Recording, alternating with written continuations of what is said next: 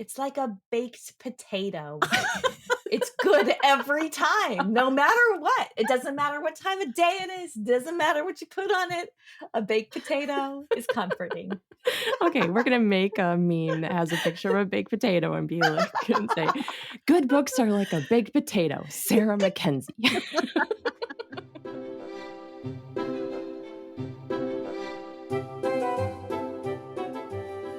You're listening to the Read-Aloud Revival podcast.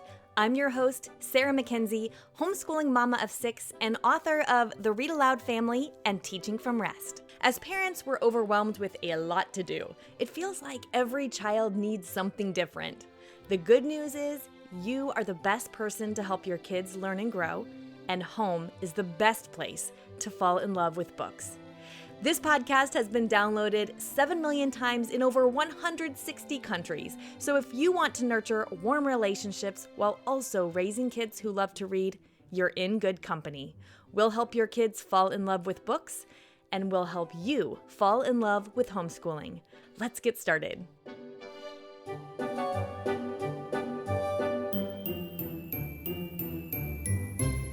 Stories are empathy makers. We've talked about this before. Every time we read a story with our kids, we invite them to slip on the shoes of someone else and walk a mile in those shoes. Sometimes the characters in the stories we're reading are very much like us, and other times, not so much. But I think a lot of us listening to this podcast really want to make sure our kids have what they need before they leave home. And what a tremendous gift we're giving them by letting them meet new people and see new places, expand their horizons, and walk all those miles and miles in the shoes of someone else through books. But something else happens as our kids grow because we tend to lean toward longer books. And so we can get to fewer stories, a fewer quantity, right? Our schedules speed up. We don't find ourselves sharing quite as many stories with our kids as we did when they were younger. But in today's show, we're going to invite you to read a story a day with your kids, like a whole story with your kids, no matter how old they are. If they're 2, if they're 12, if they're 16, doesn't matter. Now, to be able to read a whole story a day, that means we're going to need to read shorter stories, right? In fact, we're always making the case here at Read-Aloud Revival that there is nothing a longer book can give your kids that a picture book can't. And we want to take today's episode to invite you to read a story a day with us. So, on the show with me today, and in fact, for the next several episodes, are members of the RAR team. Courtney Garrison is our community director. She's a poet and a homeschooling mama of 3. Hey, Courtney. Hi, Sarah. Thank you so much for having me. Yes. And Kara's here too. She's our podcast manager. She's a writer, a podcaster, and a homeschooling mama of 2. Kara, hello. Hello. Good to see you guys. We want to talk about a story a day. So no matter when you're listening to this episode, you can take the challenge we're going to set out for you today to read a story a day and just see how incredible this can be. So we've got a sort of pick your own challenge for you today. We're going to tell you more about it in a minute. The essence is that you can consider this your formal invitation to do a 7-day challenge or a 30-day challenge, whatever best suits your life and your schedule right now, no matter how old your kids are, and read a book a day for those 7 days or 30 days. So maybe at the beginning, we should start with why. If we're going to be reading a book a day, that means we're talking about picture books. Why picture books? Why read a book every day? So let's begin with that here at the top. Yeah, and so often we pair the idea of picture books with younger kids. So it can be a paradigm shift for us to think about picture books being a really good use of time for older kids and teens, but they really are. So this idea of book a day came across our radar from the work of a few public school educators, Jillian Heisey and Donalyn Miller. They have a hashtag they use online called Book a Day or Classroom Book a Day. And what they're doing is encouraging teachers in classrooms, elementary school teachers, middle and high school teachers, to read a picture book a day with their students. And I think this is worth noting because teachers have a limited amount of time in those upper level grades with their students. But these educators are saying, reading a picture book a day aloud to students, no matter their age, has some really specific benefits. So here at Read Aloud Revival, we want to talk about how reading aloud a picture book a day at home can be a real boon to your kids, no matter how old they are. So let's start with some of those benefits. Yes. Okay. So, first thing that comes to mind for me is that a story, no matter how long it is, has a complete narrative arc. So, whether you're reading War and Peace or you're reading um, a Berenstain Bears picture book, they all have a complete narrative arc. They have a character who needs to overcome obstacles to get what they want or need. And so, the more stories that we're reading, even if they're short, like very short stories or picture book biographies or whatever we're reading, the more times our kids are watching this complete narrative arc in action. They're seeing again and again uh, an unqualified hero, basically, who has to overcome seemingly insurmountable odds to get what they want or need. And I think that's a really beautiful thing for them to see again and again. Yeah, and our ability to talk about things like narrative arc or literary devices, it grows almost exponentially. The more we read, the more we practice, the better we get at it. And it's really fun practice. Yes, and like Sarah, what you talked about in the beginning, we're giving our kids a chance to walk a mile in someone else's shoes. And when you were just talking about narrative arc, it occurred to me, we're giving our kids a chance to see over and over again someone overcoming struggles Mm. and overcoming challenges, and that's huge too. The best books really help us feel what the characters are feeling. So if we give our kids that experience of walking through that with those characters, time and again, I'm thinking of a podcast episode we have named Kindness Over Curiosity that Mhm. features a great book list with differently abled characters. That's over at readaloudrevival.com/139. So one thing that I think is not as well known about picture books is that they offer really sophisticated language patterns. So we know this about picture books. Publishers are expecting a picture book to be read by an adult to a child. And so there's no reading level assigned. There's no trying to curb the complexity of the language or the vocabulary or the syntax in order to make it easy for a developing reader to read, because adults are the ones who are usually reading a picture book.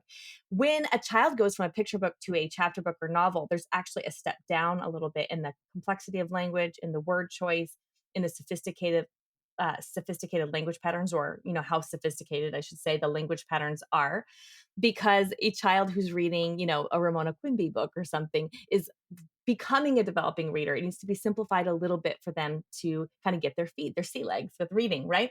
So we have something in a picture book we actually don't get in a longer form novel for kids, which is really sophisticated, reliable language patterns that are higher and better, really, with picture books than they are with longer form narrative. So it's kind of a helpful thing to know that when you're going from a picture book to a novel, you're not taking a step up in the complexity of language. So you can stick with picture books for a long time and get really good sophisticated language into your kids' ears.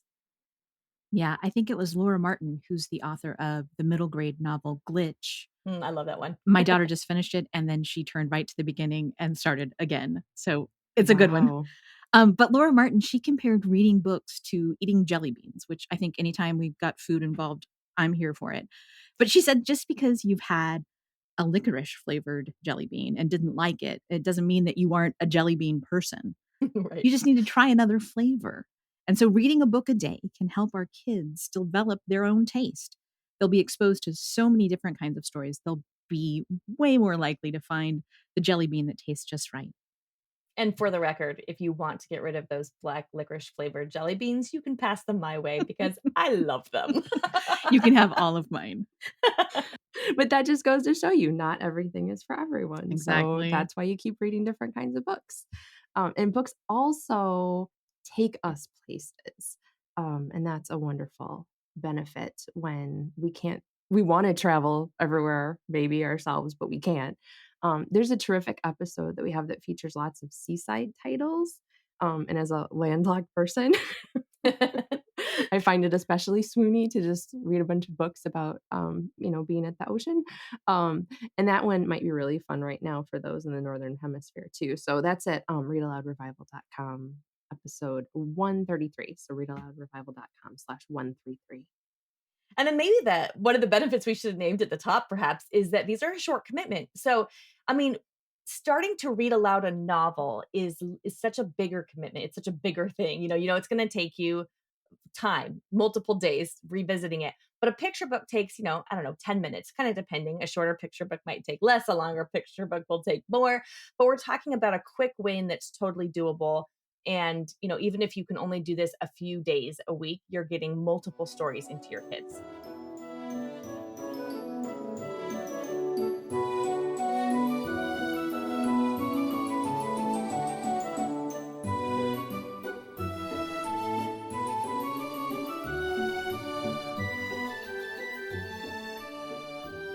Because of all of these benefits that we're talking about, the, complete narrative arc and our ability to talk about literary devices and story because we're reading so many of them, the exposure to our kids to people who are different from them and live in different places and have different experiences, giving them a chance to walk a mile in those shoes, right?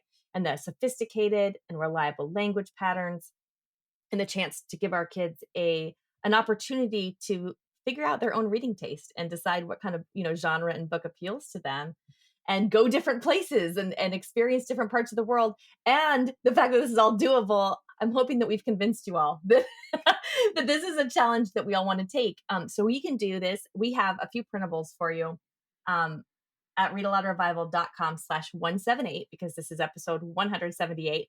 And the printables are a 7-day challenge or a 30-day challenge where you're trying to read a book a day with your kids, no matter what time of year it is, no matter when you're listening to this.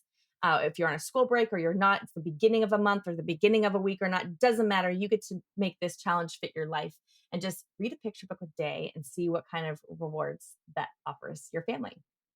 All right. So we've got the why. We're inspired by the challenge. We've got our printables. We're ready. Let's talk about what we can read. Ha! Let's talk about what we can read.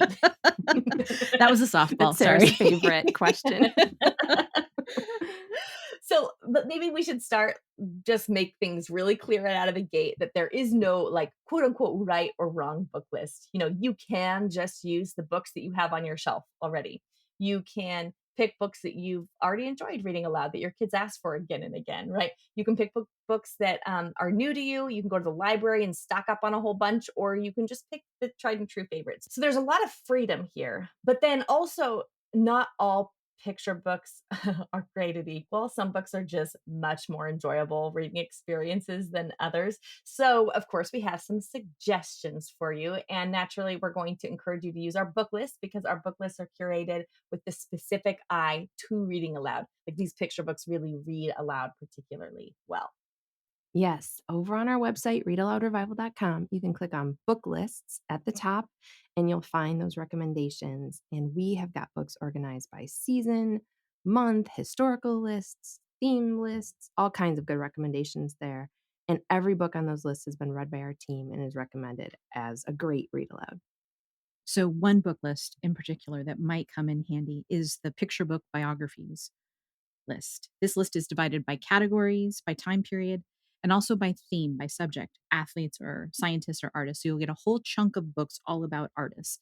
And that would be so wonderful to go through those 10 or 12 books and maybe think about what sort of media they're using or how you might be able to try what they're doing so that those stories can inspire your own work.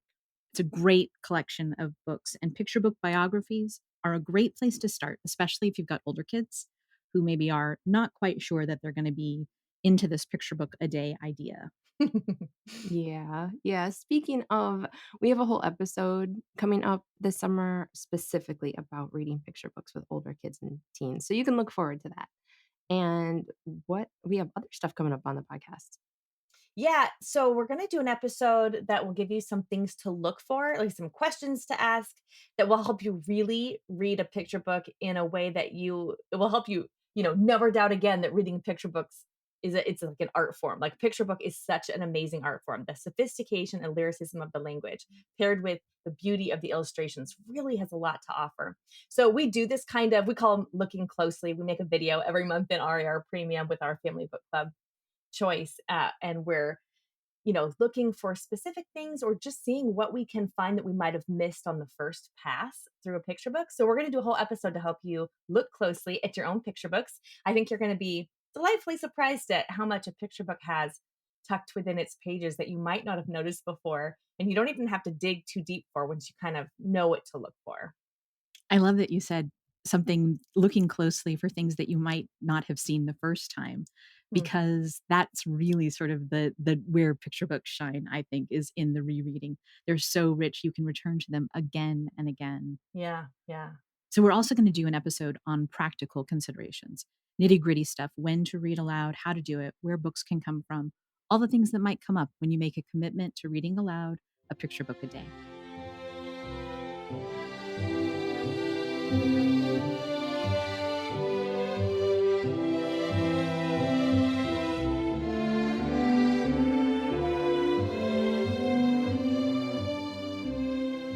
Ooh, it's gonna be good. So it's gonna be hard. This part's gonna be hard. We each do we each have a picture book that we can recommend that we've enjoyed lately? Just A one? a picture book, I like know, singles. that's the thing. Okay, so a picture book that we have been loving lately is called Little Fox in the Forest by Stephanie Gragan. So this is a wordless picture book, and we actually have a whole episode and a whole book list on wordless books, how to read them and enjoy them with your kids. And we'll put a link to that in the show notes. But this particular wordless book is new to my kids. We just added it to our book list because it was so fun. Um, I the thing that sticks out to me about this one is that it was a particularly crabby morning when we picked this one out of our library bag and decided to try it. And by the time we were about halfway in, I had, giggles and oohs and ahs and staring and pointing at the picture. It's a little bit magical, and there's just a lot of it's one of those wordless books where there's a lot tucked into the illustrations. So kind of like you were just saying, Courtney, uh, the best picture books really offer us something new on every reread or Yeah. something unique on every Yeah. reread. And I love that when you can pick a book off your shelf that you have read before and visit it again, and there's something new or surprising about it that you hadn't noticed before. And that is a gift that I think picture books give that we a lot of times miss. And it's right there for us because most of us have kids that ask for the same picture books to be read again and again and again, right? Just the other night, one of my twins, who at the time of this recording is almost 8, asked for the Billy Goat's Gruff, which I think by the Paul Galdone version of Billy Goat's Gruff, and I think I've probably could recite that book largely from memory because we've read it so many times. And I kind of thought to myself, really? Like I've read this book so many times to you, and there's just it doesn't matter. It's that familiarity, it's the warmth and cadence of the language. I know that Beckett is going to look at this picture book when he's 20 and be like, I loved that book as a kid. There's no doubt in my mind that he'll remember it.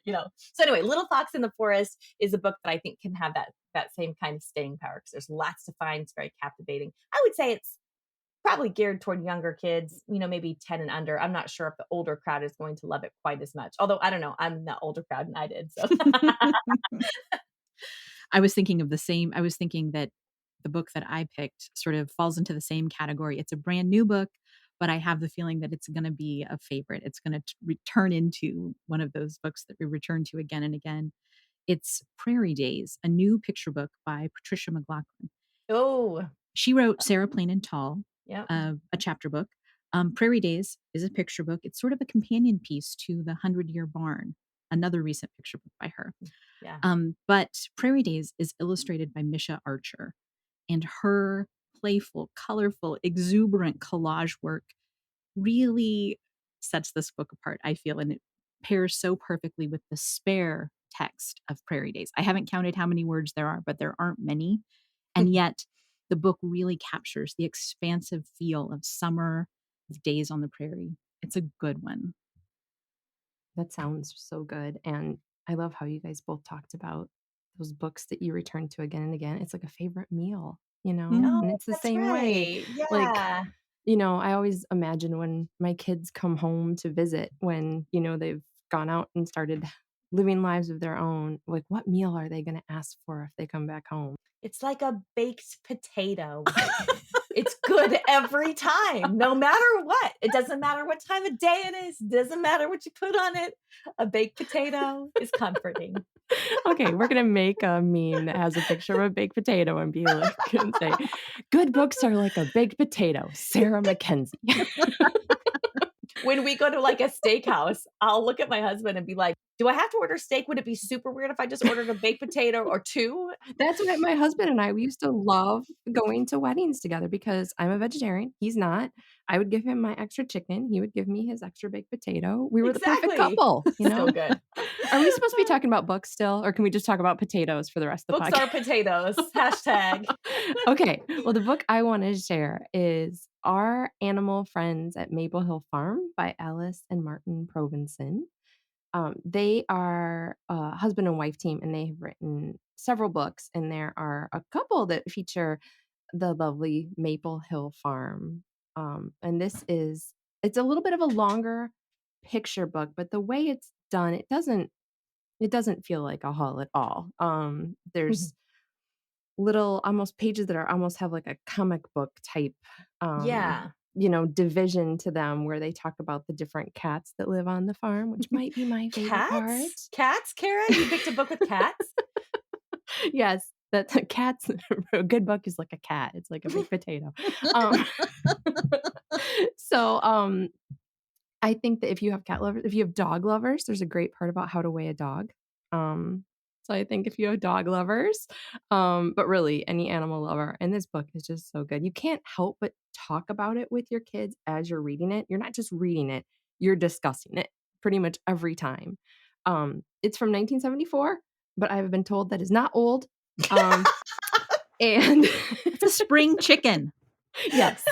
And, it is still in print. You can still get it in print, but I bet your library has it because it's one of those classics, not old classics, just a well done book that has withstood the test of time. For context, listeners, when we were talking about books recently, Kara mentioned an old book from I 1974. said it was older. I didn't say it was old. I meant because I thought I was supposed to be talking about Geriatric. brand new books. Then Courtney started arguing about how 1974 wasn't that old, It's not. And then it came out that that was the year that I was born, so Yeah. I might be a little bit sensitive about that. Okay. you Well, don't want us to alright. talk about its yellowing No, pages and no. the The crackling smell that it spine. gets, yeah. No, when we first started reading these Maple Hill Farm books when my kids were very, very small, we would just read 4 pages at a time. And so that gave us, like, sort of the Ah, introduction to each different animal, and then like Kara was saying, the more comic book style where there's a lot of different pictures and words on one page. So that was a way to sort of visit with the animals in a sort of more contained way. Oh, I love that. me too. And I It's will been a say while since I've read them too. Yeah, and even though it's not an old book, it does have, like, these warm memories because we just read it again and again and again, and then, The Year at Maple Hill Farm is a companion book that sort of casually teaches about the seasons, but also just has that same cozy feel to it. They're just the best. I Yeah. love them. Martin and Alice Provenson were friends of Tommy DePaula, and so, I know that but in several conversations I had with Tommy, he would mention them and their work. They also did a picture book called The Glorious Flight, which some of our listeners may go, "Oh, that's the book I know Mm. him from," so They them from, so also made Tommy recommended this book particular. It's out of print, but it's amazing. It's a pop-up book about Leonardo da Vinci, and it is Oh, a masterpiece. It is really? I don't so remember that. Okay. inventive. It's so beautiful. And We're all I gonna rush and see if there's Sarah and I are gonna be in a contest. Is there still Yeah. one somewhere on Amazon? And by the time this podcast goes up, they're gonna be selling for, like, $468 a copy because and I think they're reprinting the Alice and Martin Provenson fairy tales. That'll come out they in the are. fall. Yeah, a Oh. new edition. Oh, that's wonderful. Yeah. Yeah, they are so, they did so many lovely books. There's another one, City and Town I can't Town and Country, something like that. Okay. So good. We'll put it in the show notes. Who will put it in the show notes? Who will put all these titles in the show notes? The person who accidentally said that 1974 was older. We'll put I'm them too in the old to show do that. I notes. don't know how to do that work. It was before. Oh my goodness. One thing. Oh, you say one wrong thing. We'll never let you live it down. I know. Well, that is it for us today. Remember to grab your picture book a day printables for a challenge. You can take a 7-day challenge and try and do it just for a week. You can do it for a month. Um, they're all at readaloudrevival.com/178. And if you wanted to share your picture book a day challenge on social media, make sure you use the Read Aloud Revival hashtag so we'll see it too. That's kind of a fun way to keep a record for yourself too of what you've been reading each day. The challenge printables also offer a spot where you can jot down what you've read. But now let's go hear from the kids listening to our podcast about what books they're loving.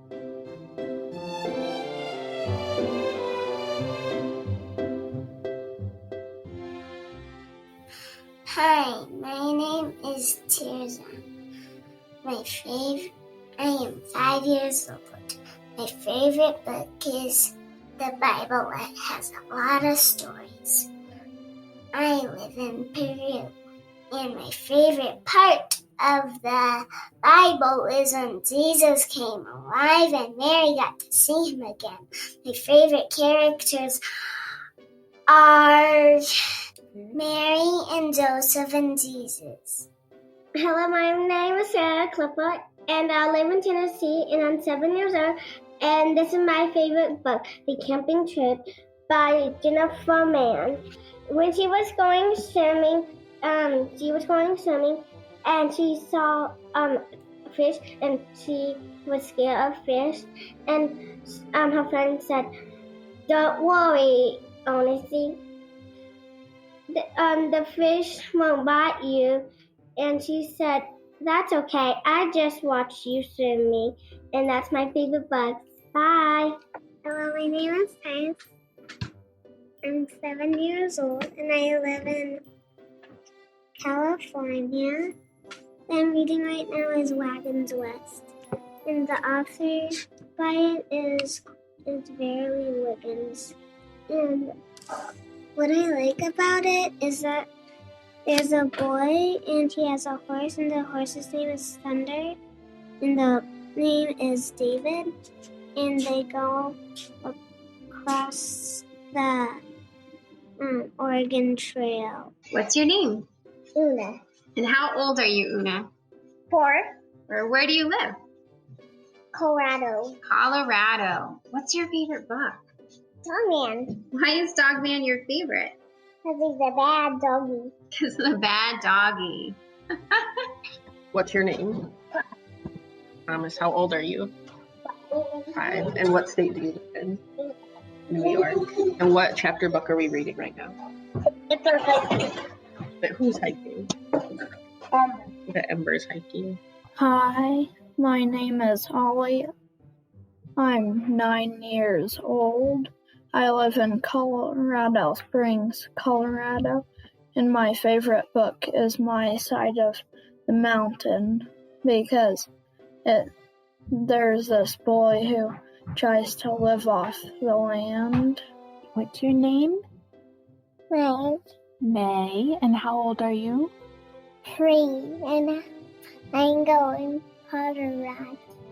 You're 3.5 and you live in Colorado. That's right. And what's your favorite book, May? Bunny. The Velveteen Rabbit. The Velveteen Rabbit. And what do you like about the Velveteen Rabbit, May? Read it. Just read it. Just reading it. Hi, my name is Willa, and I'm 7 years old. I live in Colorado Springs, Colorado, and my favorite book is The Boxcar Children because they solve mysteries. My name's Willow, and I'm 3. What's your favorite book? Stoyanona. Hi, my name's Eleanor. I live in Canada and I'm 4 years old. My favorite book's The Father Dragon, and my favorite parts The Little Baby Dragon. Hi, my name's Sean, and I live in Canada, and I'm 6, and my favorite book ever is The Biggest Apple Ever. And my favorite part about it is when they think about the biggest pie, and then they actually make it. My name is Lila, and I'm 3, and I live in Canada. What's your favorite book?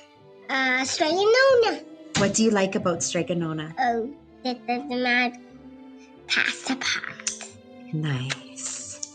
My name is Logan, and I live in Saratoga Springs, Utah.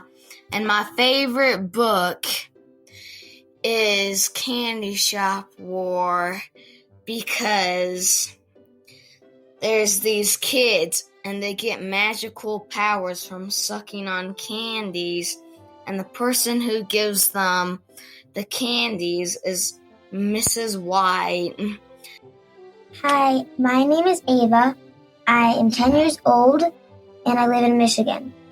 I really like the book Brindle, and I like how funny it is, and just that it's based on a real, well, not real, but like a boy in school, and he's just so real. My name is Roland, and I come from Tennessee. My age is 5, and I love Dinosaur Train because it has dinosaurs. Thank you so much, kids. It all counts. It's easy for us to think that reading novels or chapter books are somehow a more elevated experience than reading picture books, but we know that's not true. There's nothing a novel or a chapter book can offer our child that a picture book can't. We're going to dive into more about what we mean by that soon. But in the meantime, go read a picture book a day. Take the challenge. We dare you. It's going to be so much fun. And we'll see you in another couple of weeks. Go make meaningful and lasting connections with your kids through books.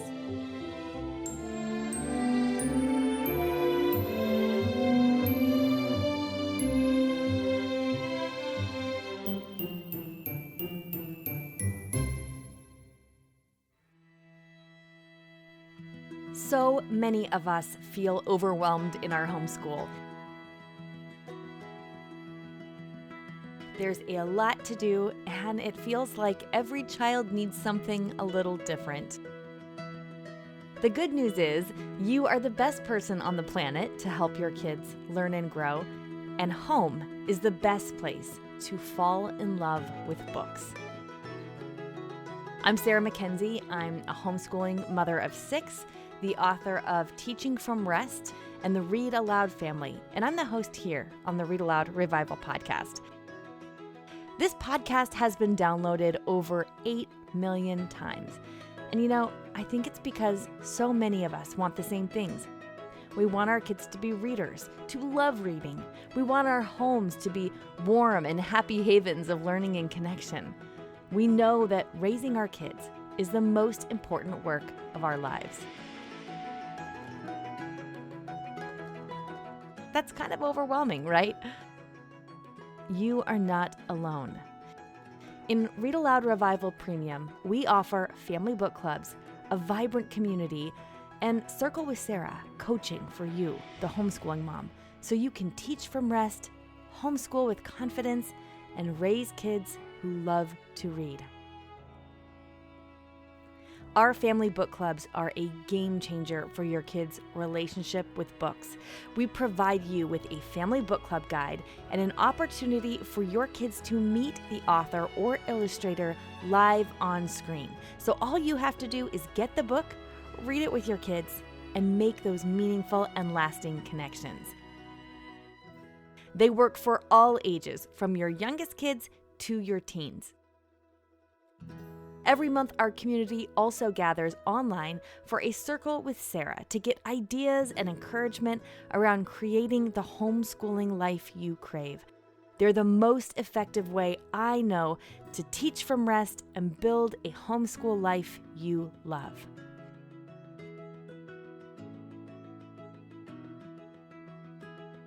We want to help your kids fall in love with books, and we want to help you fall in love with homeschooling. Join us today at RARpremium.com.